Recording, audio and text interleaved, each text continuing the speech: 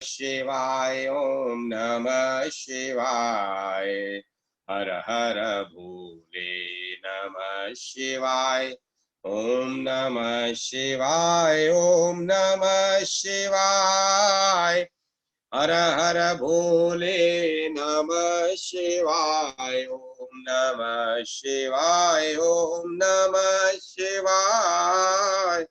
हर हर भोले नमः शिवाय ओम नमः शिवाय ओम नमः शिवाय। हर हर भोले नमः शिवाय ओम नमः शिवाय ओम नमः शिवाय। हर हर भोले नमः शिवाय ओम नमः शिवाय ओम नमः शिवाय। हर हर भोले नमः शिवाय ओम नमः शिवाय ओम नमः शिवाय। हर हर भोले नमः शिवाय ओम नमः शिवाय ओम नमः शिवाय। हर हर भोले नमः शिवाय ओम नमः शिवाय ओम नमः शिवाय। हर हर भोले नमः शिवाय ओम नमः शिवाय ओम नमः शिवाय। हर हर भोले नमः शिवाय ओम नमः शिवाय ओम नमः शिवाय।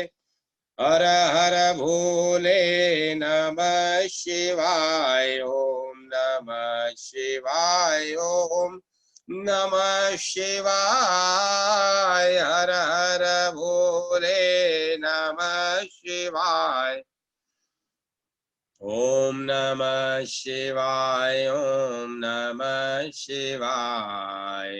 हर हर भोले नमः शिवाय ओम नमः शिवाय ओम नमः शिवाय।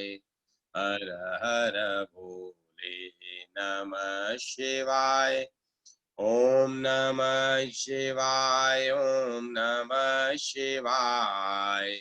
हर हर भोले नमः शिवाय ओम नमः शिवाय ओम नमः शिवाय। हर हर भोले नमः शिवाय ओम नमः शिवाय ओम नमः शिवाय। हर हर भोले नमः शिवाय ओम नमः शिवाय ओम नमः शिवाय। हर हर भोले नमः शिवाय ओम नमः शिवाय ओम नमः शिवाय। हर हर भोले नमः शिवाय ओम नमः शिवाय ओम नमः शिवाय।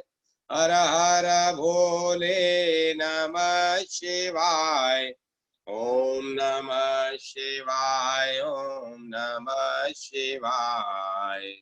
हर हर भोले नमः शिवाय ओम नमः शिवाय ओम नमः शिवाय। हर हर भोले नमः शिवाय ओम नमः शिवाय ओम नमः शिवाय। हर हर भोले नमः शिवाय ओम नमः शिवाय ओम नमः शिवाय। हर हर भोले नमः शिवाय ओम नमः शिवाय ओम नमः शिवाय। हर हर भोले नमः शिवाय ओम नमः शिवाय ओम नमः शिवाय।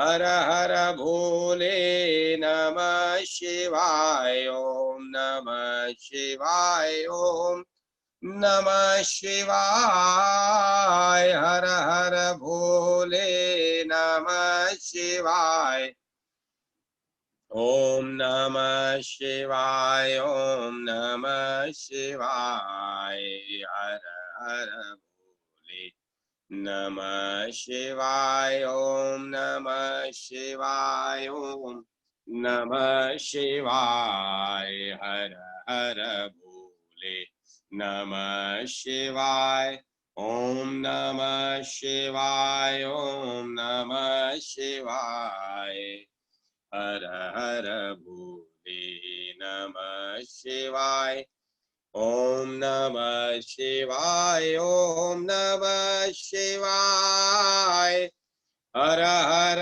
भोले नमः शिवाय ओम नमः शिवाय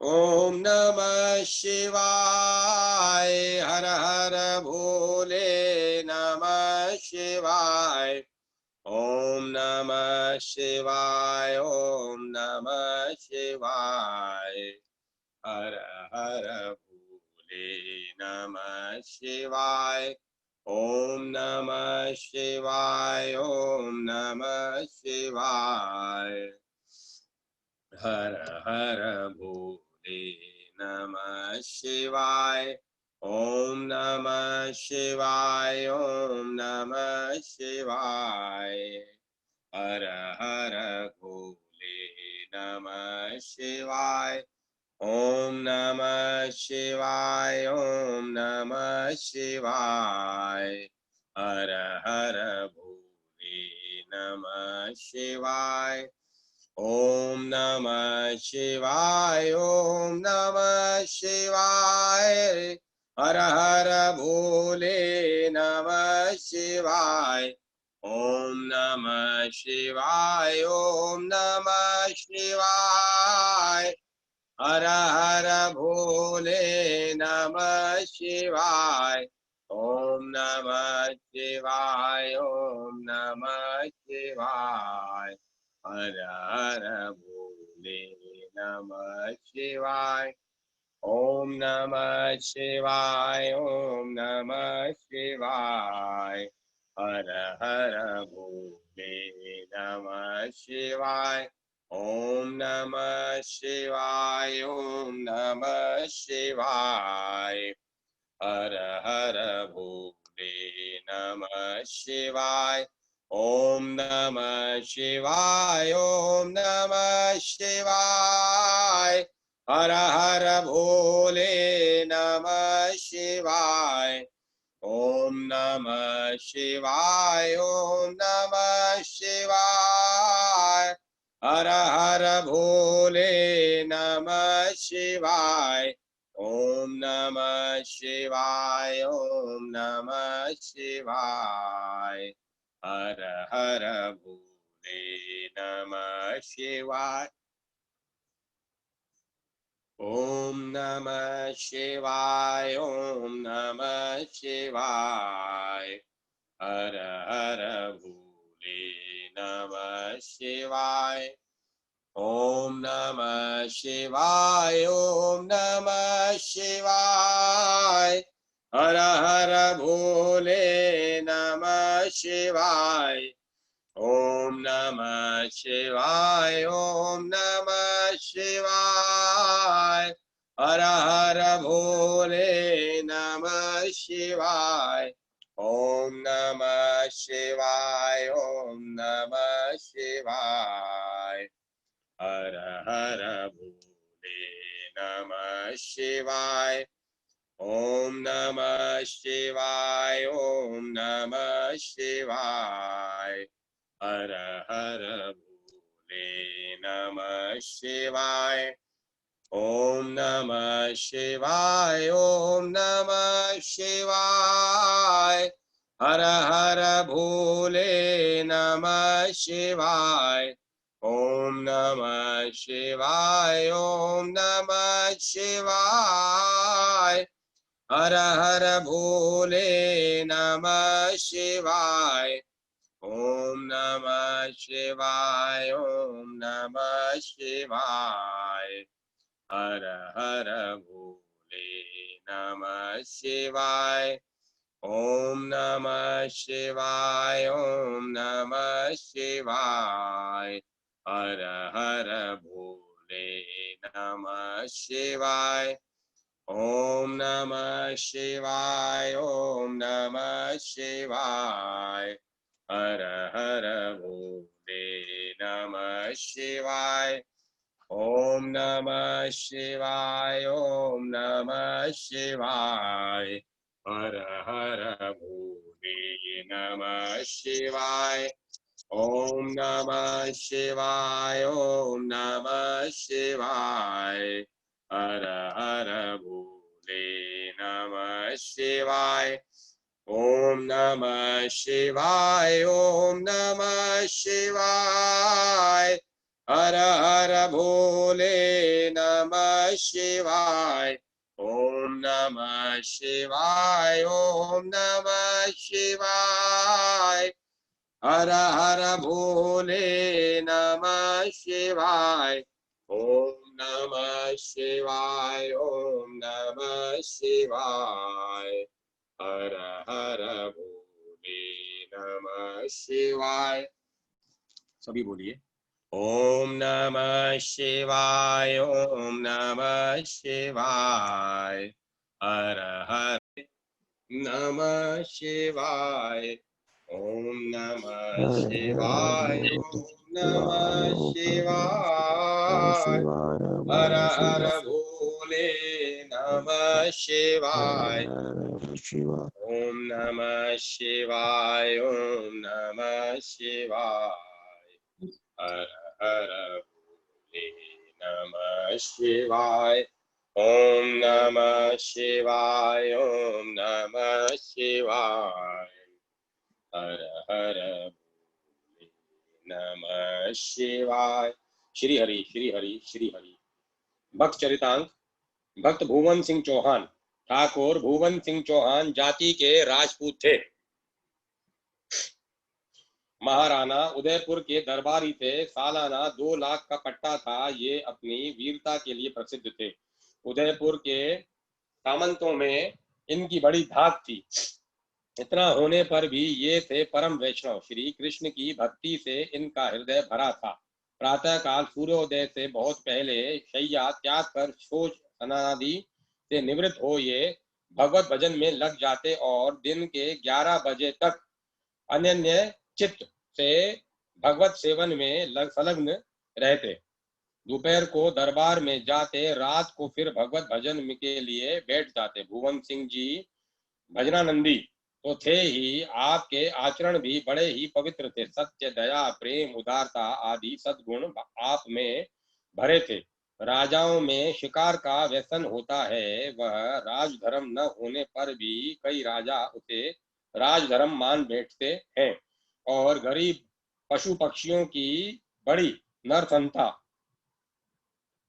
नरशंसता के साथ हत्या करके अपने को गौरवान्वित समझते हैं। महाराणा को भी शिकार का व्यसन था। एक दिन अपने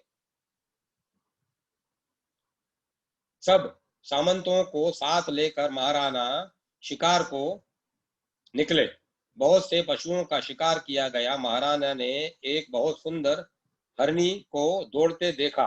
हिरणी का शिकारी का मन अंततः शिकार के समय दया शून्य हो जाता है। राणा ने उसे मारने के लिए घोड़ा पीछे दौड़ाया, परंतु वह भागकर कहीं छिप गई। चौहान भुवन सिंह महाराणा के साथ थे।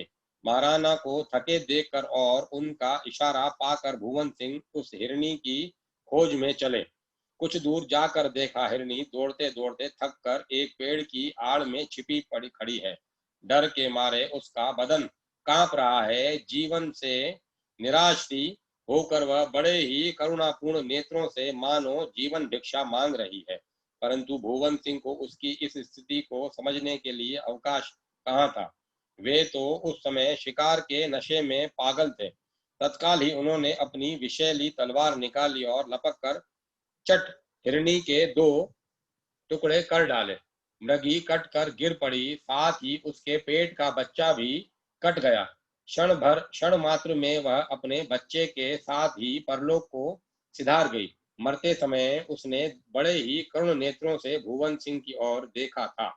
भुवन सिंह को उसकी दृष्टि में करुणा के साथ ही ईश्वरीय कोप दिखाई दिया। उनका कलेजा कांप गया। उनको अपने इस कुकृत्य पर बड़ी घृणा हुई। वे मन ही मन अपने को धिक्कारते हुए कहने लगे, क्या इस प्रकार दया के योग्य निर्बल मूक पशुओं को मारना ही क्षत्रिय धर्म है? क्या इसी में राजपूती की शान है? इस बेचारी निरीह गर्भवती हिरणी ने मेरा क्या बिगाड़ा था जो मैंने राक्षस की तरह इसे काट डाला? धिक्कार है ऐसे जीवन घातनी शूरता को। अरे इतना निर्दय होकर भी मैं भगवत भक्त हूँ जो इस प्रकार भगवान के पैदा किए हुए गरीब जीवों को मारता है। उसे क्या अधिकार है भगवान की भक्ति करने का और अपने को भक्त समझने का? उसकी भक्ति तो ढोंग मात्र है। हाय, मैंने बड़ा पाप किया। दयालु भगवान, इस अधम को अपनाओ। अब मैं ऐसा पाप कभी नहीं करूंगा। इस प्रकार आत्मग्लानि युक्त प्रार्थना करते करते भुवन सिंह ने मन ही मन प्रण कर लिया कि आज से लोहे की तलवार ही नहीं रखूंगा, काठ की तलवार रखूंगा, जिससे किसी भी जीव की हत्या नहीं हो सकेगी। शिकार से सब लोग लौट आए। भुवन सिंह ने अपने निश्चय के अनुसार काठ की तलवार बनवा ली। किसी सूत्र से इस बात का एक सामंत को पता लग गया। वह भुवन सिंह जी की ख्याति और प्रतिष्ठा से जलता था। उसने उसको अपनी जलन बुझाने का बड़ा सुंदर साधन समझा और मौका देकर महाराणा से कह दिया। महाराणा को भुवन सिंह की वीरता का बड़ा विश्वास था। उन्होंने सामंत की बात नहीं मानी। सामंत को बड़ी निराशा हुई। उसने एक दिन छिपकर भुवन सिंह की तलवार म्यान से निकाल कर देखी। तलवार कांट की थी ही। अब तो उसको अपनी बात का पक्का निश्चय हो गया। उसने फिर जाकर महाराणा से कहा तुरंत, परंतु महाराणा को उसकी बात पर विश्वास होता ही नहीं था। यूं 1 साल बीत गया। अब उसने एक दिन एकांत में महाराणा से कहा, मैंने इतनी बार आपसे प्रार्थना की परंतु आप मेरी सच्ची बात पर ध्यान नहीं देते। एक बार म्यान से निकलवा कर देख तो लीजिए। यदि मेरी बात झूठ हो तो आप इसी क्षण मेरा सिर उतरवा लीजिएगा। महाराणा ने सोचा, यह इतने जोर से कहता है तो एक बार तलवार देखनी ही चाहिए, परंतु देखी जाए कैसे? मैं यदि अपना संदेह प्रकट करके उनकी तलवार देखना चाहूं और यदि तलवार काट की न निकली तो फिर क्या उत्तर दूंगा? फिर किसी एक के कहने से ही भुवन सिंह सरी के संभ्रांत पुरुष का यूं अपमान करना भी तो अनुचित है। संभव है यह उनसे द्वेष रखता हो और द्वेषवश ही उनको अपमानित करने के लिए ऐसा कह रहा हो। अंत में राणा के मन में एक युक्ति आ गई। उन्होंने एक दिन उपवन के समीप एक सुंदर तालाब के तीर पर गोठ भोज का आयोजन किया। सभी दरबारी सामंत बुलाए गए। भोज के पश्चात राणा ने बातों ही बातों में कहा, देखें किसकी तलवार अधिक चमकती है। यूं कहकर राणा ने सबसे पहले अपनी तलवार म्यान से निकाल कर दिखाई। अब तो एक एक के बाद सभी अपनी अपनी तलवार म्यान से निकाल कर दिखाने लगे। भुवन सिंह उच्च श्रेणी के सामंत थे। उनको पहले ही तलवार निकाल कर दिखानी चाहिए थी, परंतु वे चुपचाप बैठे थे। इससे राणा के मन में भी कुछ संदेह पैदा हो गया। राणा ने कहा, भुवन सिंह जी, आप चुप कैसे बैठे हैं? आप भी अपनी तलवार निकालिए। उसके उत्तर में भगवत विश्वासी भुवन सिंह जी यह कहना ही चाहते थे कि मेरी तलवार तो धार कांट की है, मैं क्या दिखाऊं? परंतु भगवान की न मालूम किस अव्यक्त प्रेरणा से उनके मुख से धार कांट की जगह सार असली लोहा निकल गया। इतना कहते ही भुवन सिंह ने मानो बरबस तलवार म्यान से खींच ली। भगवान बड़े भक्त वत्सल हैं, वे अपने भक्त के मुख से निकले हुए वाक्य को सत्य करने के लिए ही उसकी प्रतिष्ठा भी बढ़ाना चाहते हैं। तलवार म्यान से बाहर निकलते ही बिजली सी चमकी, सबके नेत्र चौंधिया गए। उसकी ऐसी चमक देखकर सभी लोग चकित हो गए। भुवन सिंह स्वयं आश्चर्य में डूब गए, परंतु दूसरे ही क्षण उनकी समझ में आ गया कि यह सारी मेरे स्वामी की लीला है। चुगली खाने वाले सामंत का सिर नीचा हो गया, उसकी ऐसी दशा हो गई कि काटो तो खून नहीं। राणा का चेहरा क्रोध से तमतमा उठा। राणा ने गरज कर कहा, क्यों जी, भुवन सिंह जी पर झूठा आरोप करते आपको लज्जा नहीं आई? अब तैयार हो जाइए सिर उतरवाने के लिए। यूं कहकर महाराणा ने उस सामंत का सिर उतारने की आज्ञा दे दी। भुवन सिंह जी चुपचाप सब सुन रहे थे। अब उनसे नहीं रहा गया। उन्होंने खड़े होकर और सिर नवाकर महाराणा से कहा, अन्नदाता, सामंत का सिर न उतरवाया जाए। इन्होंने सत्य कहा था, मेरी तलवार काट की ही थी। उस दिन गर्भिणी हिरणी को मारने पर मेरे मन में अपनी वैसी शूरता के प्रति घृणा हो गई थी और मैंने तभी से लोहे की तलवार का त्याग कर दिया था। यह तो मेरे भगवान श्री श्याम सुंदर की लीला है, जो उन्होंने मेरी लाज रखने के लिए अकस्मात काठ को लोहे के रूप में परिवर्तित कर दिया। महाराणा उनकी बात सुनकर चकित हो गए। भगवान की भक्त वत्सलता देखकर उन्हें रोमांच हो गया।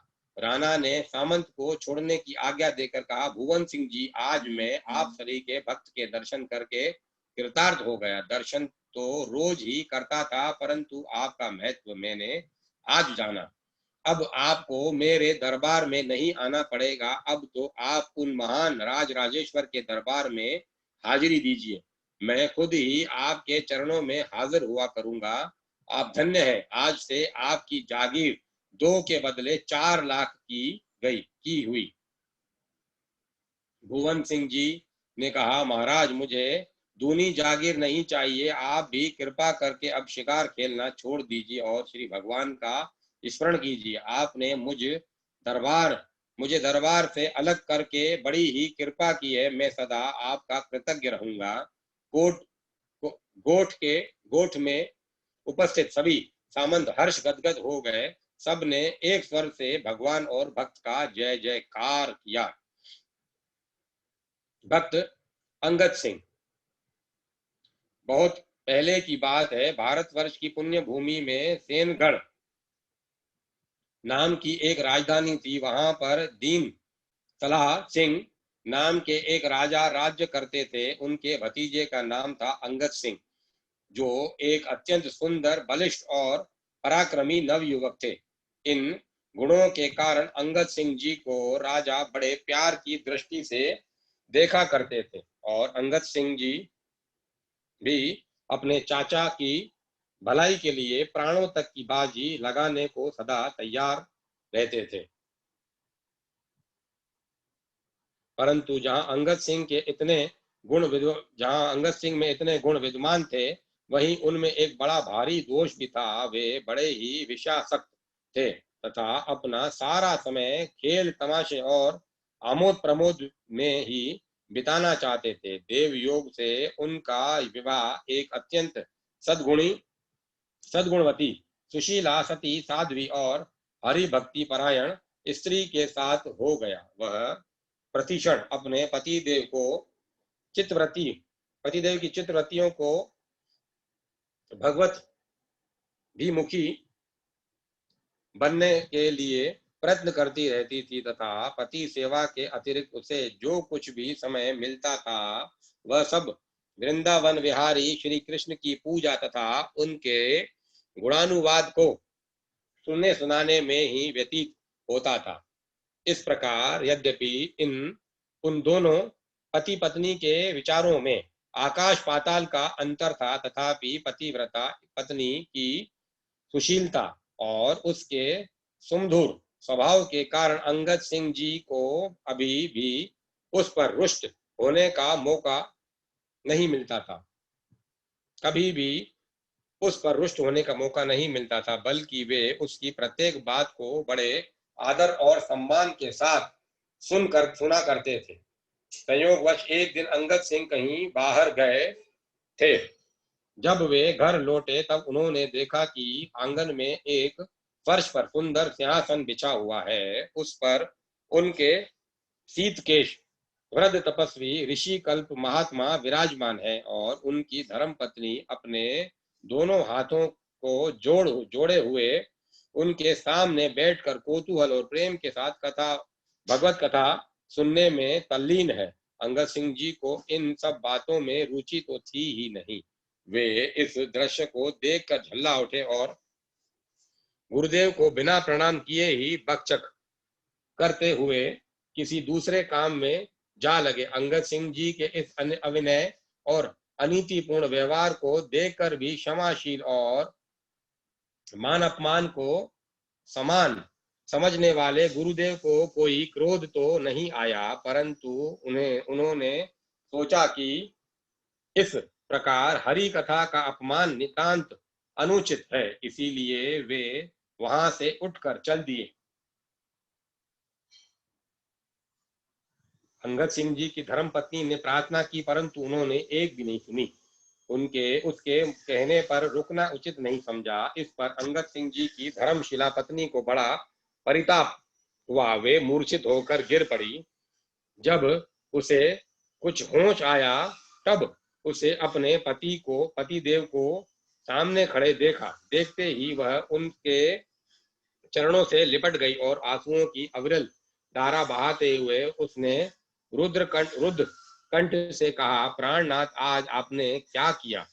गुरुदेव के अपमान से बढ़कर इस जगत में और कोई जघन्य पाप कर्म नहीं है। आपने गुरुदेव के रूप में उस ललित लीला धाम भगवान का ही अपमान किया है, जो हम दोनों के ही नहीं समस्त विश्व के स्वामी हैं। उन्हीं के अपार दया से हमें यह मनुष्य देह मिला है।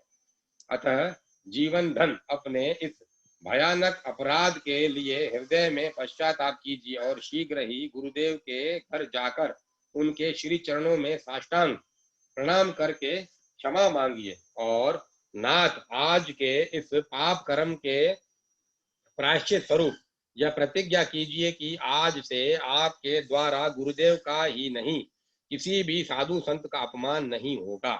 अंगद सिंह जी अपनी प्राण प्रिया पत्नी की यह दशा देखकर पहले से ही अवाक हो गए थे। उन्होंने उस पर विनय युक्त आर्त अनुरोध को बड़े ध्यान के साथ सुना और सुनते ही उनकी विचारधारा बदल गई। उन्हें अपने कुकृत्य पर बड़ा ही पश्चाताप होने लगा। अंत में उन्होंने अपनी धर्मशिला पत्नी को उठाया और उसे आश्वासन देते हुए बड़े प्रेम के साथ कहा, प्रिय, क्षमा करो, अब मेरी आंखें खुल गई हैं। अब मुझसे ऐसा अपराध कभी नहीं होगा। मैं अभी जाकर गुरुदेव से क्षमा भिक्षा मांग आता हूँ। तुम्हारे सामने शपथ पूर्वक यह प्रतिज्ञा करता हूं कि आज से मेरा समय साधु संतों की सेवा में ही बीतेगा। अंगद सिंह जी के इस अनुकूल वचन को सुनकर उनकी स्त्री को बड़ी प्रसन्नता हुई। वह मन ही मन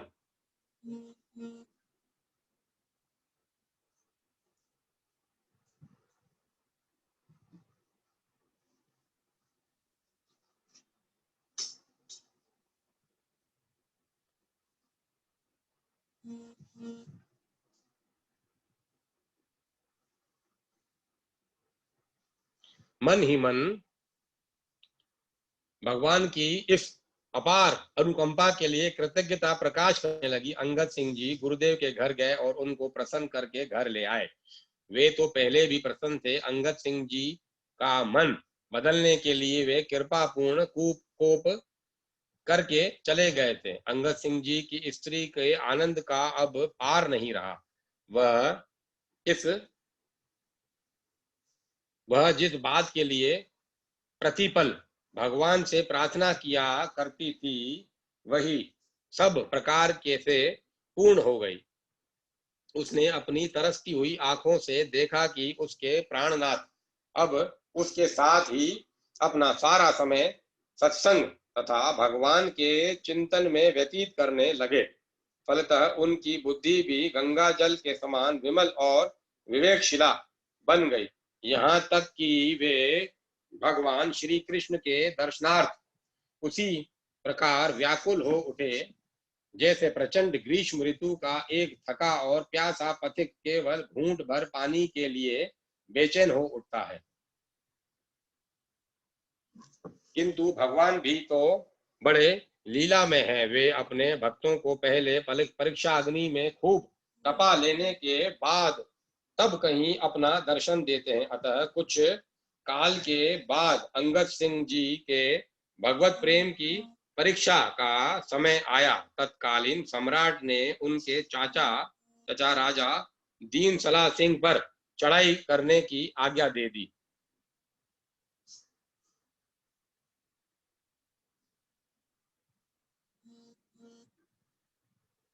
सम्राट का एक सूबेदार अपनी फौज के साथ सेनगढ़ पर चढ़ आया। इस समाचार को पाते ही दीनदयाल सिंह के होश उड़ गए। उन्होंने वीरवर अंगद सिंह को बुलाकर कहा, बेटा, आज सेनगढ़ के सम्मान की रक्षा का भार तुम्हारे ही हाथों में है। इस बात को सुनकर अंगद सिंह जी की भुजाएं फड़क उठी।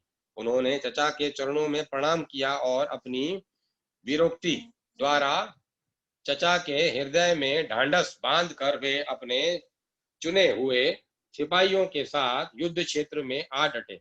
वहां बड़ी घमासान लड़ाई हुई। दोनों ओर के अनेकों सैनिक हताहत हुए, परंतु अंत में विजय रही वीर केसरी अंगद सिंह की।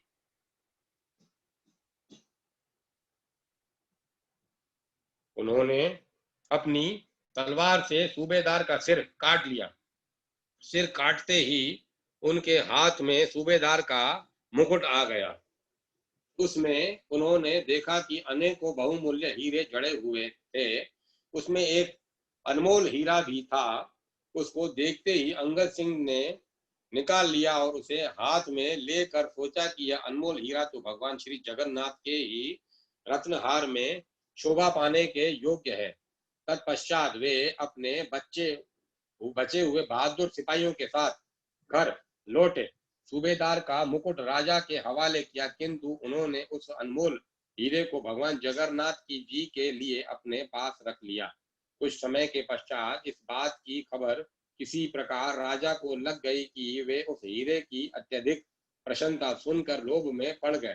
फिर क्या था, उनकी मति मारी गई। उन्होंने अंगद सिंह जी का यह व्यवहार बिल्कुल ही पसंद नहीं आया। उन्हें अंगद सिंह जी का व्यवहार पसंद नहीं आया। उन्होंने अंगद सिंह को बुलाया और कहा कि तुम इस हीरे को अपने पास रखने का कोई अधिकार तुम्हें इस हीरे को अपना रखने का अधिकार नहीं है। तुम इसे अभी मेरे सुपुर्द कर दो।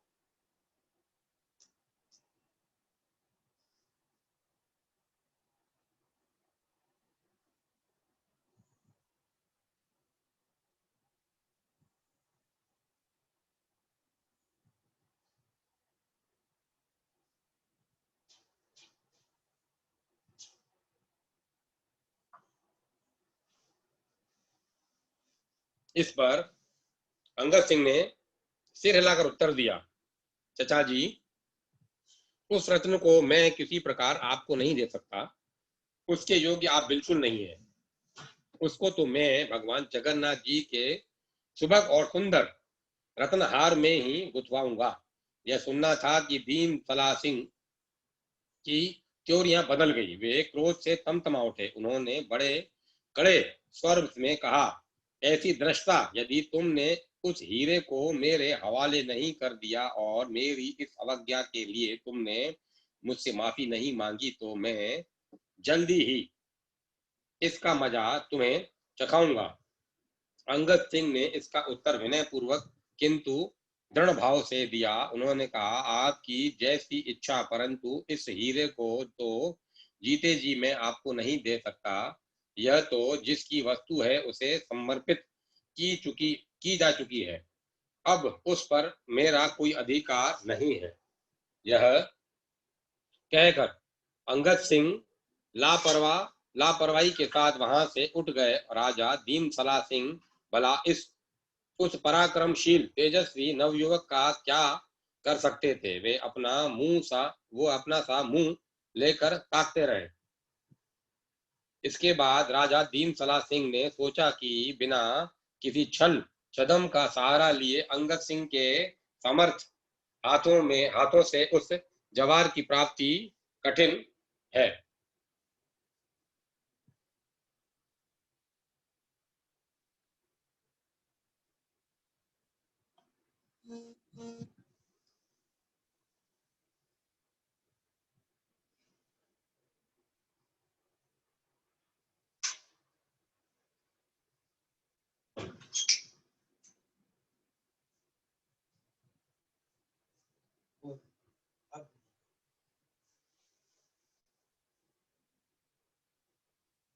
अंगद सिंह के समर्थ हाथों से उस जवार की प्राप्ति कठिन ही नहीं असंभव मालूम होती है।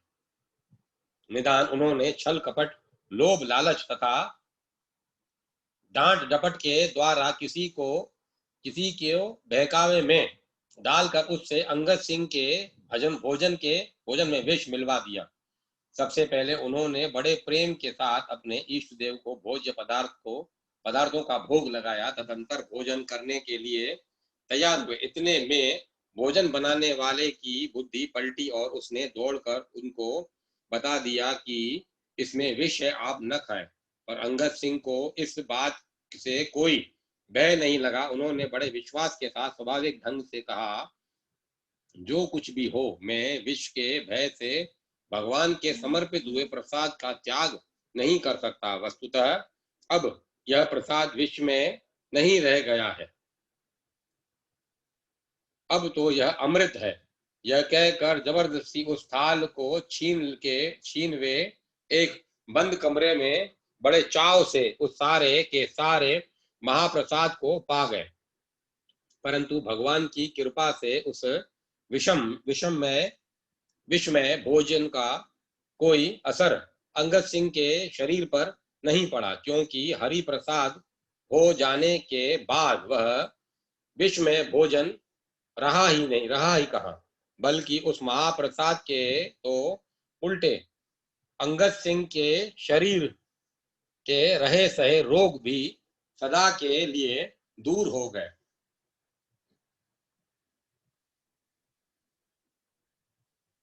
इस घटना के बाद अंगद सिंह ने विचार किया कि अब सैनगढ़ में उनका रहना बिल्कुल ठीक नहीं है, क्योंकि जहां का राजा ही इतना लालची और भगवती विमुख है, वहां का वातावरण उनके लिए कब हितकर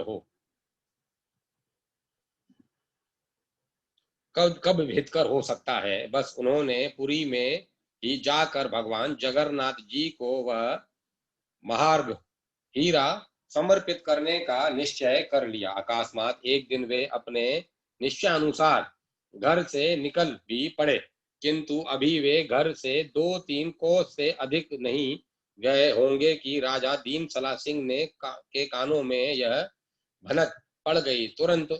उन्होंने तुरंत अपने सिपाहियों को बुलवाया और आज्ञा दी कि चाहे जिस प्रकार हो, तुम लोग अंगद सिंह जी से वह हीरा छीन कर अवश्य लाओ। सिपाही यह सुनते ही अपने अपने हथियारों से लैस होकर दौड़ पड़े। अंगद सिंह जी को भला इसकी क्या खबर थी। वे एक जगह डेरा डालकर भगवान के ध्यान में बैठे हुए थे। तब तक पता लगाते लगाते दीन सलाह सिंह जी की फौज उनके पास पहुंच गई। सिपाहियों ने अंगद सिंह को ललकारा और कहा कि यदि आप अपने प्राणों की रक्षा चाहते हैं तो उस हीरे को हमें दे दीजिए, नहीं तो उसके बदले में आपका सिर काट कर राजा के हवाले किया जाएगा। उनकी यही आज्ञा है। अंगद सिंह ने विवशता देखकर उस हीरे को हाथ में लिया और भगवान जगन्नाथ जी से यह प्रार्थना की कि नाथ, मेरे जीते जी यह हीरा राजा कैसे ले सकते हैं। इस समय और कोई वश न देकर मैं यहीं से इस हीरे को आपकी सेवा में भेंट करता हूँ। यह कहकर उन्होंने सामने के एक गहरे जलाशय में उस अनमोल हीरे को फेंक दिया। सिपाही यह देखकर अवाक रह गए। उनके ऊपर अंगद सिंह जी के इस त्याग का बड़ा प्रभाव पड़ा। वे उल्टे पैर वहां से लौट गए और राजा के पास जाकर उन्होंने सब हाल कहा। राजा ने भी इस बात को सुनकर आश्चर्यचकित राजा भी इस बात को सुनकर आश्चर्यचकित हो गए, किंतु फिर भी लोभ ने उनका पीछा न छोड़ा। वे अपने सिपाहियों को साथ लेकर उस तालाब के पास आए। उन्होंने तरह तरह के उपायों से उस तालाब को छान डाला, परंतु उस हीरे का कहीं पता नहीं चला। वह वहां से तब न पता चले वह वहां हो तब न पता चले। अंत में लाचार और लज्जित होकर वे अपने राजधानी को लौट आए।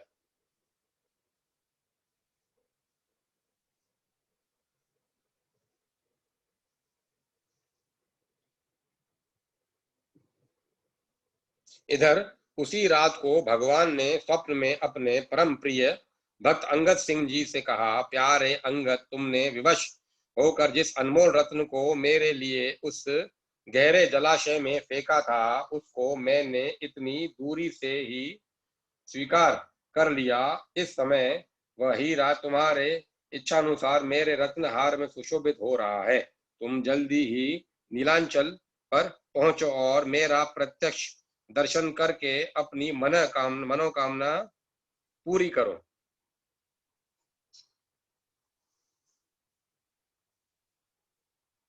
इस सुखमय और सुनहले सपने से जागने के बाद अंगद सिंह जी की प्रसन्नता का पारावार न रहा। वे बार बार अपने सौभाग्य की सराहना करने लगे। पुरी पहुंचने में उन्हें देर नहीं लगी। वहां पहुंचकर उन्होंने भक्त भय हारी भगवान के प्रत्यक्ष दर्शन किए। उनकी भाग्यशीला आंखों ने प्रत्यक्ष देखा कि उनके पास का वह अनमोल रत्न भगवान के हृदय पर रत्नहार में सुशोभित हो रहा है और भगवान अपनी दिव्य मुस्कुराहट के साथ स्नेहपूर्ण नेत्रों से अंगद सिंह जी की ओर देख रहे हैं।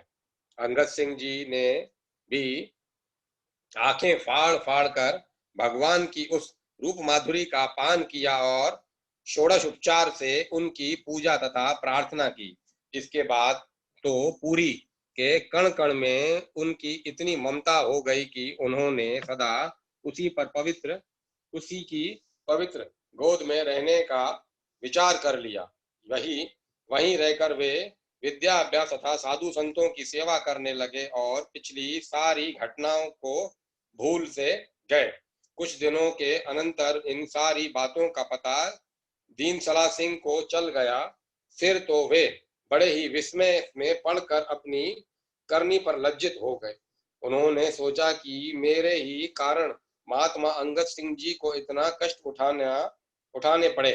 अब उनकी कृपा से वंचित रहने में मेरा कल्याण कदापि नहीं है। यह सोचकर बहुत जल्दी ही दीन सला सिंह ने पुरी की यात्रा कर दी। पुरी में पहुंचकर उन्होंने अंगद सिंह का पता लगाया और उनके पास स्वयं जाकर अपने सारे अपराधों की क्षमा मांगी। उन्होंने अंगद सिंह जी से सेनगढ़ पधारने के लिए भी प्रार्थना की। भक्तवर अंगद सिंह जी का दयार्द हृदय अपने चचा के इस प्रस्ताव को टाल न सका। वे राजा के साथ सेनगढ़ में पधार गए। फिर तो उनके पधारते ही सेनगढ़ की स्थिति बदल गई। वहां राम राज्य हो गया। राजा दीन सला सिंह भी उनके सत्संग से भगवान के परम भक्त बन गए। उन्होंने अपने सारे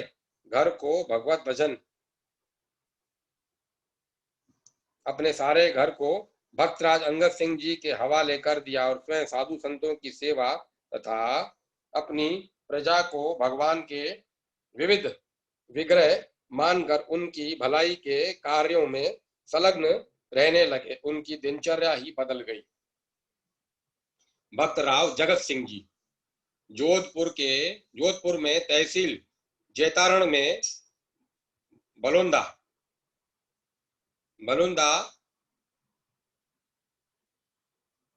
नामक एक ग्राम है। प्रसिद्ध राठौर राव दूधाजी के पुत्र राव जयमल जी थे। महाराणा प्रताप ने चित्तौड़ का किला उन्हीं के सुपुर्द कर दिया था।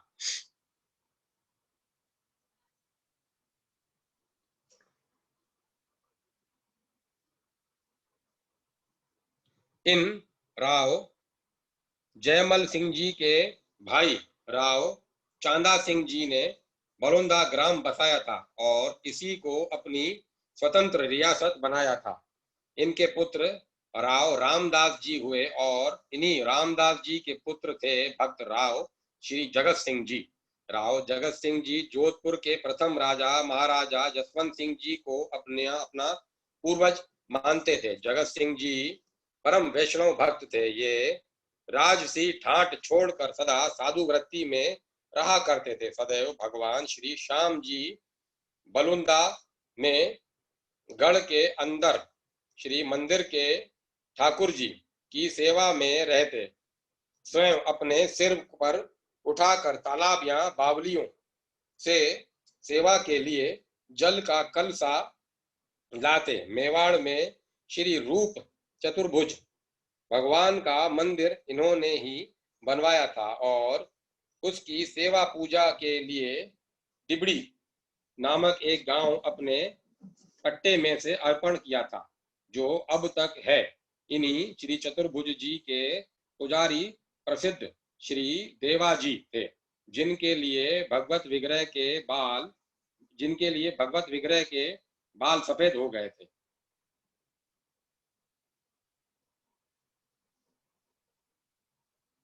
राव जगत सिंह जी का नित्य भगवत चरणामृत लेने का नियम था। एक दिन की बात है, जननी जोड़ी से एक मैत्रानी हांडी में राबड़ी लिए आ रही थी। उन्होंने मैत्रानी को पहचाना नहीं। पूछा, भाई तुम्हारी हांडी में क्या है? उस दिन कुछ पाहु ने आए हुए थे। उनमें से एक ने दिल लगी में कह दिया, इसकी हांडी में चरणामृत है। इस पर राव जी चरणामृत देने के लिए बड़े आदर के साथ मैत्रानी से आग्रह करने लगे।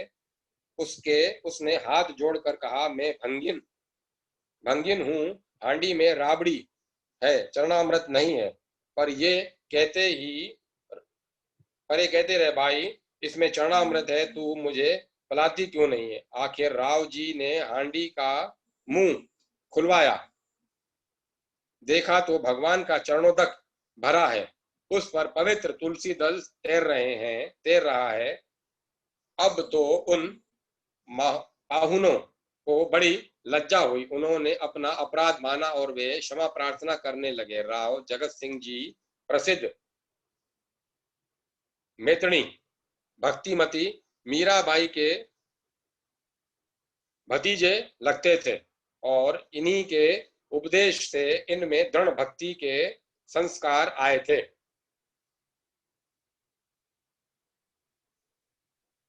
उपदेश से दृढ़ भक्ति के संस्कार पड़े थे। एक बार जब राव जगत सिंह जी जोधपुर अपनी हवेली में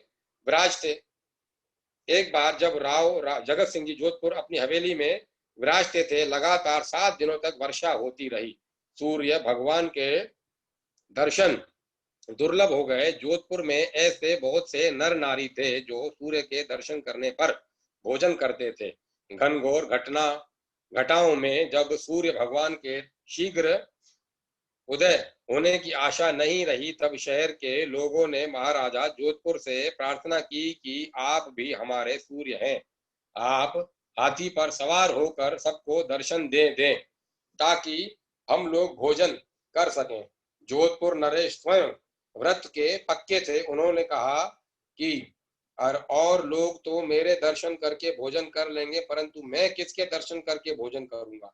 अंत में उन्होंने निश्चय किया कि मैं भक्तराज राव जगत सिंह जी के दर्शन करूंगा। जोधपुर नरेश हाथी पर सवार होकर नगर में निकले। उधर जब राव साहेब जी को पता लगा तब उन्हें संकोच हुआ। वे उस समय भगवान श्री श्याम जी की सेवा में थे। उन्होंने कातर प्रार्थना की और महाराज जोधपुर की सवारी बाजार तक आते आते बादलों को चीर कर भगवान भास्कर प्रकट हो गए। सबने सूर्य दर्शन करके अपने को कृतार्थ माना। जोधपुर नरेश भी दर्शन करके वापस लौट गए। राव जगत सिंह जी की प्रार्थना का यह फल देखकर सब लोग चकित रह गए। उन्होंने अपने यहाँ पशुवध सर्वथा बंद करा दिया था, जो अब तक चालू है। भगवान श्री श्याम जी के सामने कीर्तन करते हुए ही इन्होंने शरीर छोड़कर परम धाम में प्रयाण किया था। भक्त नागरी दास जी और उनका परिवार विक्रम की 15वीं शताब्दी में भारत के पुण्य स्थल श्री पुष्कराण पर भी दुर्दांत यवनों का आक्रमण होने लगा था। इस अरण्य के उत्तरीय भाग में एक सलीम शाह चिश्ती यवन फकीर के यात्री और निवासियों को भांति भांति धर्म परिवर्तनार्थ दुख देने लगा था। आर्त हिंदू जनता की प्रार्थना पर द्रवित होकर मथुरा के श्री नारद टीले पर तपश्चर्या पूर्ण करके श्री परशुराम देव जी का विक्रमी संवत 1515 में यहाँ पदार्पण हुआ। आपके आते ही यवनों का वह आतंक अस्त हो गया। आपने एक केंद्र श्री पुष्कर के दक्षिण तट पर बनाया, जो आज श्री परशुराम घाट परशुराम द्वारा के नाम से विख्यात है। दूसरा केंद्र पुष्कर से 3 योजन दूर उत्तरी भाग में स्थापित किया, जहां पर प्राचीन जामदग्न श्री परशुराम जी की तपस्स्थली थी। वही स्थल आज श्री परशुरामपुरी और श्री निम्बार्कचार्य पीठ के नाम से व्यर्थ हो रही है।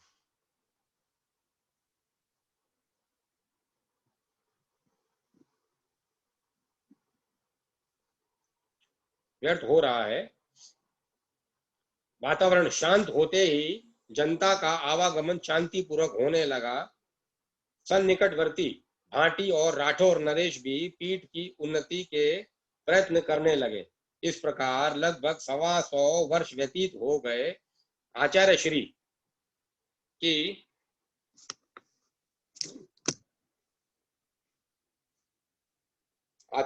की उस समय 140 वर्ष की आयु हो चुकी थी। आप प्रतिदिन पुष्कर आते जाते थे। उस समय इस अरण्य और आचार्य पीठ को सुरक्षा के लिए वहां एक धार्मिक राज्य की स्थापना करना आवश्यक था। अतः आपके संकल्प और एवं आदेश अनुसार जोधपुर के बड़े राजा श्री उदय सिंह जी के द्वितीय राजकुमार श्री कृष्ण सिंह जी सेवा में उपस्थित हुए और आचार्य श्री का शुभ आशीर्वाद प्राप्त कर विक्रम संवत 1664 में उन्होंने किशनगढ़ राज्य की स्थापना की। श्री निम्बकाचार्य पीठ से 1.5 योजन दूर पूर्व दक्षिण कोण में राजधानी की नींव लग गई। आचार्य पीठ से लेक जाकर भगवान श्री नृत्य गोपाल की प्रतिमा किले में पधराई गई। भगवान की वही प्रतिमा इस राज्य के अधीश्वर पद पर है और नरेंद्र प्रधानमंत्री के रूप में नीति पूर्वक प्रजा की रक्षा करते हैं। राजा संस्थापक महाराजा श्री कृष्ण सिंह जी के समय में राज्य स्थापना के 5 वर्ष पश्चात में ही उनके संरक्षक गुरु श्री परशुराम देव जी महाराज जीवित समाधि लेकर अंतर्हित हो गए। इधर कृष्ण सिंह जी को भी परम धाम प्राप्त हो गया। उनके 100 वर्ष पश्चात उसी राजकुल में आदर्श भक्त राजकुमार सामंत सिंह जी का जन्म हुआ, जो आगे चलकर नागरी दास जी के नाम से प्रख्यात हुए। इनका जन्म विक्रम संवत 1756 पौष कृष्ण 13 को रूपनगर में हुआ था। उस समय श्री वृंदावन देवाचार्य जी महाराज पीठासीन थे। होनहार राजकुमार सावंत सिंह जी के आचार्य पीठ में होने वाले सभी संस्कार मर्यादा पूर्वक कराए गए। 5 वर्ष की आयु होते ही आपको वैष्णवी दीक्षा भी प्राप्त करा दी गई, क्योंकि यह भी इस राजकुल का परंपरागत नियम था। बाल्य पौंगड़ किशोर अवस्था में किए हुए आपके अनेकों वीरतापूर्ण चरित्र मिलते हैं, पर स्थानाभाव से उनका यहाँ उल्लेख नहीं हो सकता। आपने गुरुदेव के आज्ञा से आचार्य पीठ के सन्निकट आए हुए एक बर्बर सिंह से मल्ल युद्ध कर उसका शिकार किया और गुरु भक्ति का सुंदर आदर्श प्रकट किया। उस समय लिया हुआ आपका चित्र कृष्णगढ़ के राजमहल और वहां आचार्य पीठ के में विद्यमान है, एवं सिंह की शिकार नामक एक कविताबद्ध पुस्तक भी है, जो मुद्रित भी हो चुकी थी। फिर विक्रम संवत 1777 में भानगढ़ नरेंद्र की राजकुमारी के साथ आपका विवाह हुआ। पिता के आज्ञा अनुसार आप राजकाज भी करते थे, परंतु वह केवल इसी हेतु से है कि पिताजी को राज की देखभाल का कष्ट न हो। वास्तव में इनका चित्त संसारिक प्रपंचों से हटा हुआ था। इसी समय श्री गुरुदेव ने भगवान के गुणानुवादों पर कविता रचना करने की आज्ञा दी। गुरु की आज्ञा शिरोधार्य कर सर्वप्रथम विक्रम संवत 1780 में आपने एक 45 छंदों की मनोरथ मंजरी नामक पुस्तक लिखी। इसके अनुशीलन से आपके मनोभावों का स्पष्ट पता लग जाता है। कब वृंदावन धरणी में चरण परंगे जाए, लोटी धुरी धरी शीस पर कछु मुखहु पे खाए। जमुना तट निसी चांदनी सुभग पुलीन में जाए, कब एकाकी होए हूँ मौन बदन उर चाय। कैसी उत्कट लालसा है यह मनोरथ मंजरी की आगे चलकर अनेकों ग्रंथों के रूप में परिणित हुई, जिनका कालानुसार रचनाक्रम इस प्रकार है।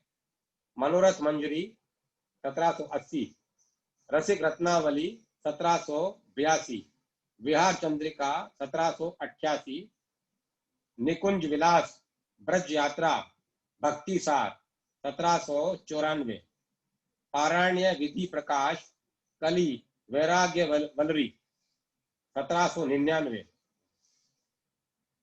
गोपी प्रेम प्रकाश विक्रम संवत 1800, ब्रज वैकुंठ तुला 1801, भक्ति मग दीपिका 1802, फाग विहार युगल भक्ति विनोद 1808, बाल विनोदन वन विनोद 1809, सृजानंद तीर्थानंद 1810 और वन जन प्रशंसा 1819। इस 18 ग्रंथों में रचना काल का निर्देश मिलता है। कुछ लेखकों ने श्री नागरी दास जी के इन 18 ग्रंथों में ही दूसरे 55 ग्रंथों का ही समावेश कर दिया है, और डैन विलास और गुप्त रस प्रकाश इन 2 पुस्तकों को अप्राप्य लिखकर 75 की संख्या पूर्ण की गई।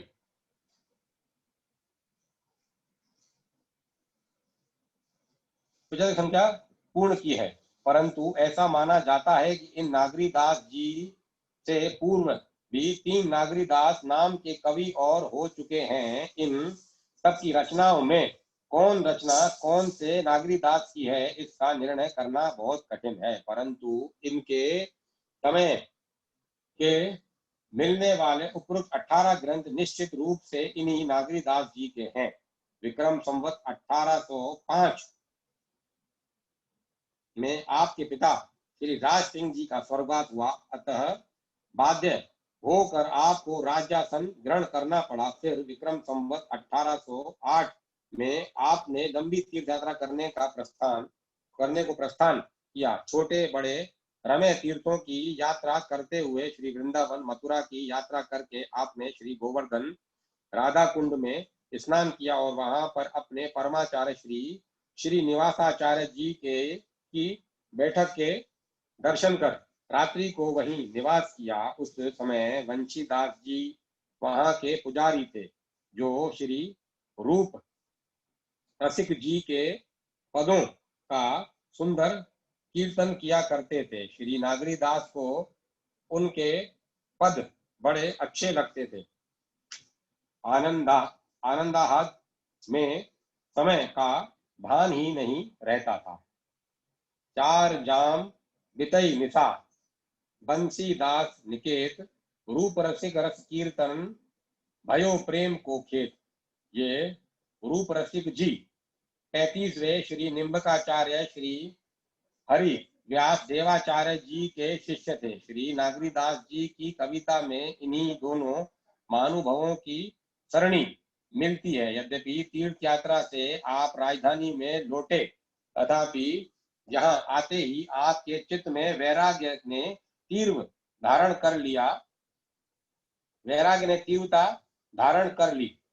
आपकी उस समय 54 वर्ष की आयु हो चुकी थी। वानप्रस्थ आश्रम के भी 4 वर्ष बीत चुके थे।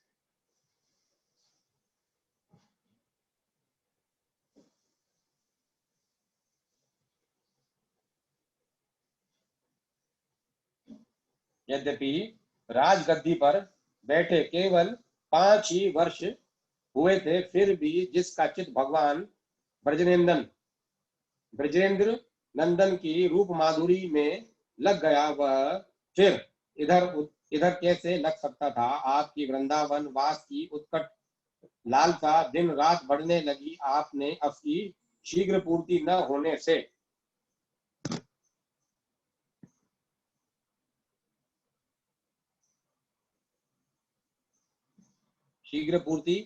न होने से इनके मन में कैसे कैसे भाव आते थे,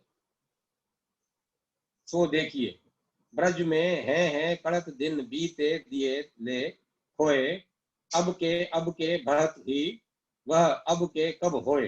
राज बढ़ बढ़ देख हरि दिन में लाख करोड़, पर काहू को नहीं वे खेचत अपनी ओर। जहां कलह तहां सुख नहीं, कलह सुखन को सूल। कभी कलह एक राज में, राज कलह को मूल। मेरे या मन मूड़ते डरत रहत हो हाय, वृंदावन की ओर ते मति कबहू फिर जाए। लेत न सुख हरि भक्ति को, सकल सुखन को सार। कहो भयो नरपह भयो, दोवत जग बेगार। इस विकलता का एक मुख्य कारण था कि इस समय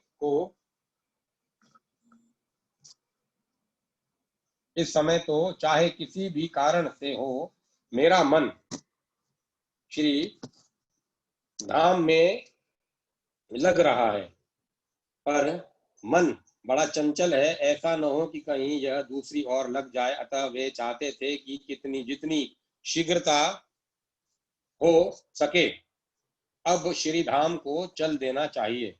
और भोन देखू न अब देखो वृंदा भोन, हरि के सुथरी चाहिए, हरि से सुथरी चाहिए, सब ही बिगड़े कोई न।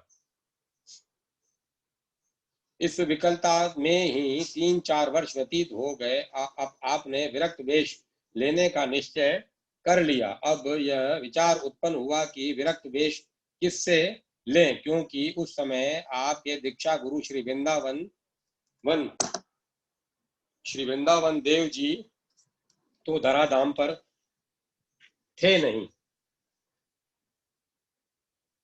वे विक्रम 1800 में ही परम धाम वासी हो गए थे। उनकी गद्दी पर श्री गोविंद देव जी थे। वे उस समय तीर्थाटन में पधारे हुए थे।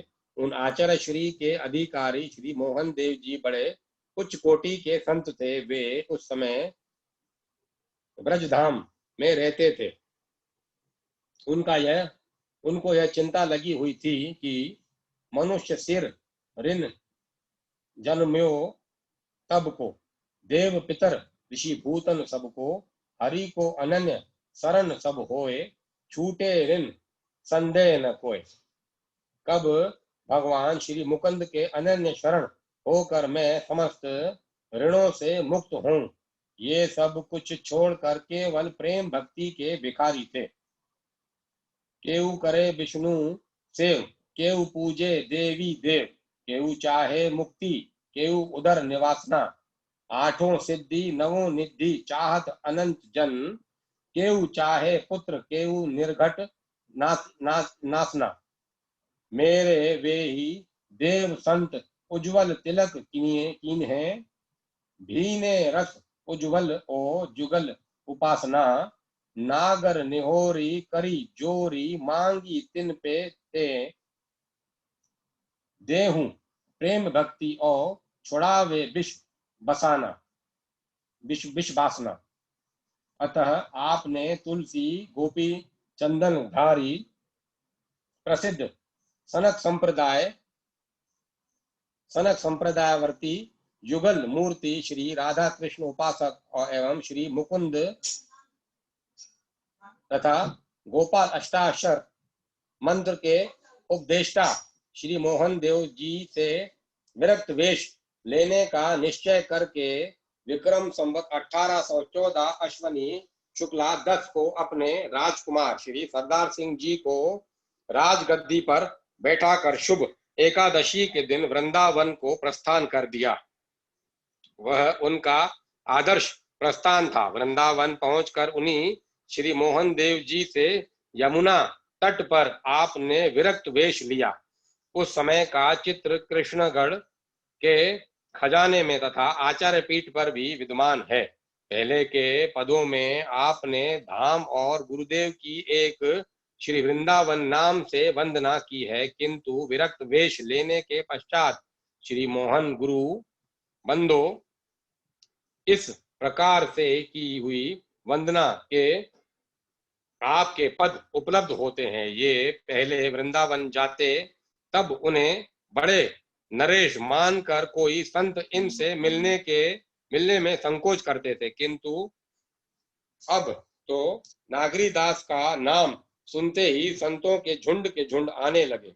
सुनी बिहोरी राम को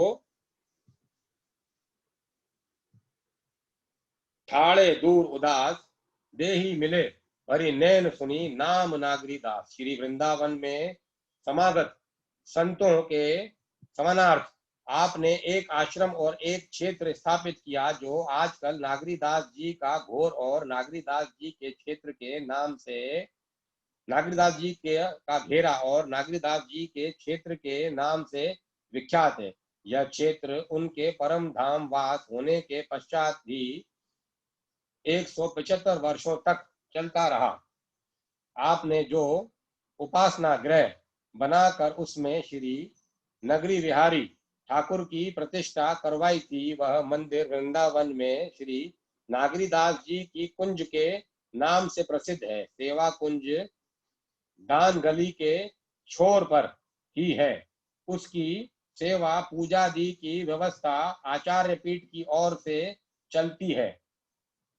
विक्रम संवत 1821 में वृंदावन में ही आपने ब्रजरज मुक्ति प्राप्त की। श्री नागरीदास जी का परिवार आपके पिता श्री राज सिंह जी भी परम भगवत भक्त थे। उनकी भावनाएं उनके रचे हुए बाहुविलास, रुक्मणी चरित्र आदि ग्रंथों और रज की त्वारिखों से ज्ञात होती है।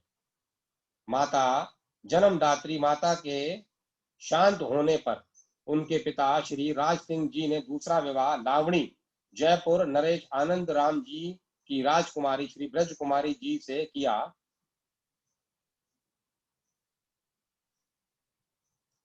यह विवाह संबंध विक्रम संवत 1776 में के 76 के आसपास हुआ था। श्री नागरीदास जी की इन विमाता श्री ब्रज कुमारी जी को आचार्य श्री से मंत्रोपदेश प्राप्त हुआ था। इस बात का वे स्वयं अपने रचे हुए ग्रंथों में उल्लेख करती हैं। उन्होंने 28 वर्ष तक पतिदेव की सेवा की और उनकी आज्ञा के अनुसार शास्त्र अवलोकन के साथ साथ भगवतोपासना की। आपको एक कुमार और एक सुता, ये 2 रत्न प्राप्त हुए। वह सुता सुंदर कुमारी के नाम से आदर्श भगवत भक्ता हुई। श्री ब्रज कुमारी ने 1805 में भगवत गुणानुवाद रूप काव्य रचना आरंभ की। इनके द्वारा रचित काव्यों में पहला श्रीमद् भागवत का पदानुबंध है, जो 25,000 दोहों से में पूर्ण हुआ है। दूसरा काव्य श्रीमद् भागवत गीता का पदानुवाद है। यह भी लगभग 1 सहस्त्र दोहों छंदों में पूर्ण हुआ है। राजमहलों में यह सुकार्य सबसे प्रथम ही मानना चाहिए। श्री ब्रजदास जी का यह भागवत का पदानुवाद ग्रंथ विक्रम संवत 1812 में पूर्ण हुआ। इनके सेव्य ठाकुर श्री निम्बकाचार्य जी के ही विराजमान कर दिए गए थे। उनका नाम था बांके जी। बहन श्री नागरीदास जी की बहन श्री सुंदर कुमारी थी उसी भांति आदर्श हरिभक्त हुई। उन्होंने भी उपासना रहस्य के 12 ग्रंथ रचे हैं। उनके अतिरिक्त एक मित्र भिक्षिक्षा नामक 2750 दोहों का ग्रंथ बनाया। यह इनकी अंतिम रचना विक्रम संवत 1862 में पूर्ण हुई थी। इस ग्रंथ में श्री हंस भगवान से आरंभ कर तत्कालीन श्री सर्वेश्वर शरणा देवाचार्य जी तक होने वाले आचार्यों का इतिवृत्त है। 91 वर्ष तक निरंतर प्रभु आराधना करके श्री वृंदावन में ही इन्होंने शरीर छोड़ा। केशी घाट पर इनका बनाया हुआ मंदिर आजकल खींची वाली कुंज के नाम से खंडर रूप में विद्यमान आचार्य पीठ के ही अधीन है। इनका विवाह राधोगढ़ के खींची नरेंद्र श्री बलभद्र सिंह जी से हुआ था। इनकी एक रचना देखिए। चेटक लाए सुभाए कियो निज चेरो, यह मन मोरो अमानी, कैसी करी पुनी कैसी धरी चित, होन चली अब जान अजानी, आन विधान ते आन परी मोही, है गति राम रे हाथ बिकानी, देखियो लाल निभा सला सो, हेव न कैसे उपहास कहानी। पुत्री श्री नागरीदास जी की चौथी संतति बाई श्री गोपाल कुमरी हुई। इन्होंने भौतिक देहधारी पति को अंगीकार न करके दिव्य विग्रह भगवान को ही अपना पति देव माना और आमरण नैष्ठिक व्रत रखकर भगवान की आराधना की। धन्य है इस भक्त परिवार को। पौत्री श्री नागरीदास जी की पौत्री बाई छत्र कुमारी हुई। इन्होंने प्रेम विनोद नामक एक सुंदर भाषा पदों का ग्रंथ निर्माण किया। इनकी भक्ति भावना और गुरुदेव तथा समय आदि का परिचय इस ग्रंथ के अवलोकन से ही हो सकता है। रचना काल विक्रम संवत 1845 है। दासी श्री नागरीदास जी की बनी ठनी आदि नामों वाली दासी भी अनन्य भगवत भक्ता थी। उसने अपनी कविता में रसिक बिहारी की छाप लगाई है। श्री नागरीदास जी के विरक्त होने पर यह भी विरक्त वेश धारण कर श्री वृंदावन में निवास करने लगी। वहीं भगवान की आराधना में तल्लीन रहा करती थी। श्री नागरीदास जी के शरीर छोड़ने से कुछ काल के पश्चात ही इसने अपना भौतिक शरीर छोड़ परम धाम की प्राप्ति की। श्री नागरीदास जी की समाधि स्मारक चिन्ह के निकट ही इसका स्मृति चिन्ह है। इसमें इसका निधन काल विक्रम संवत 1822 लिखा हुआ है।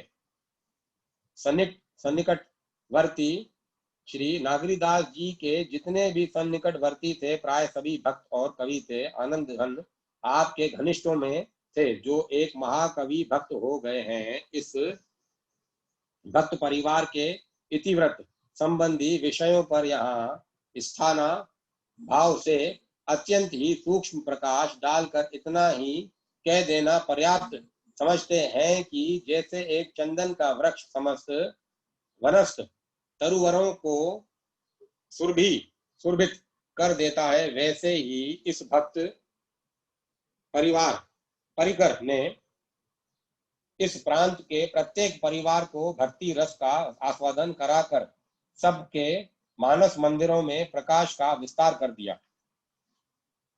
ठाकुर किशन सिंह जी बीकानेर राज्य अंतर्गत गार्बदेसर एक ताजिमी ठिकाना था। भक्त किशन सिंह जी वहीं के ठाकुर थे। ठाकुर साहब श्री मुरलीधर जी के बड़े भक्त थे। जनता में प्रसिद्ध है कि इनको प्रत्येक दिन पूजन के पश्चात सवा मासा सोना भगवान से मिला करता था और वे उक्त सोने को नित्य ब्राह्मणों को दान कर दिया करते थे।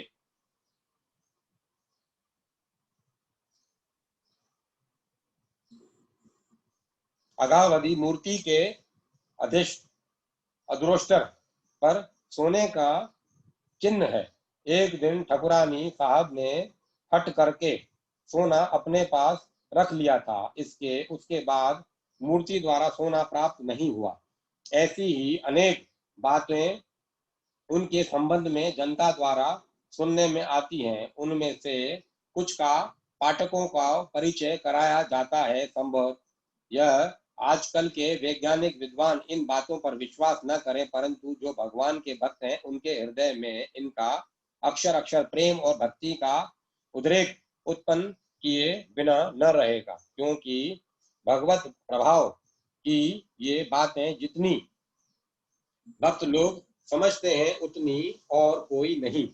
ठाकुर साहब ईश्वर की शपथ का बहुत मान रखते थे, यहाँ तक कि कई बार दुष्ट प्रकृति वालों ने उनको शपथ दिलाकर धोखा देने का भी प्रयत्न किया था। एक बार कुछ चोरों ने उनको यह शपथ दिला दी थी कि ठाकुर साहब ऊँटों को ले जाते हैं, यदि आपने किसी से कहा तो आपको भगवान की आन शपथ है।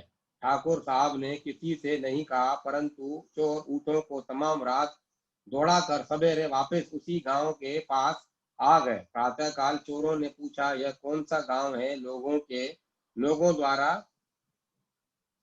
गारब देश पर सुनकर उनको बहुत ही आश्चर्य हुआ और पकड़े जाने के भय से वे ऊँटों को वहीं छोड़कर भाग गए। एक साल गारब देसर के चारों ओर सभी जगह वर्षा हो गई थी, परंतु वहां एक बूंद भी नहीं पड़ी। इससे ठाकुर साहब ने कहा, 100 कोसों बिजली खींचे या में कौन संदेह, किसना की तृष्णा मिटे जो आंगन बरसे में। भगवान ने उनकी प्रार्थना पर तुरंत ध्यान दिया। उसी समय बादलों की घटा छा गई और अच्छी वर्षा हुई। एक बार ठाकुर साहब किसी यात्रा में महाराजा साहब के साथ जा रहे थे। राह में पूजा का समय हो जाने से ठाकुर साहब कपड़ा ओढ़कर घोड़े पर ही भगवान की मानसिक पूजा करने लगे। पूजा में आप भगवान को दही का भोग लगाने की तैयारी कर रहे थे। इसी बीच में महाराजा साहब की दृष्टि उधर पड़ गई। महाराजा साहब ने 2-3 बार पुकार कर कहा, किशन सिंह, नींद ले रहे हो क्या? ठाकुर साहब पूजा में मग्न थे। उनको महाराजा साहब का पुकारना सुनाई ही नहीं पड़ा। इससे महाराजा रुष्ट होकर अपने घोड़े को उनके घोड़े के पास ले जाकर उनका कपड़ा खींचकर दूर कर दिया। फिर महाराजा साहब ने उधर दृष्टि डाली तो उन्हें बड़ा ही आश्चर्य हुआ, क्योंकि घोड़े और काठी सब पर दही ही दही फैला हुआ था। इन्होंने ठाकुर साहब से पूछा, किशन सिंह यह क्या है?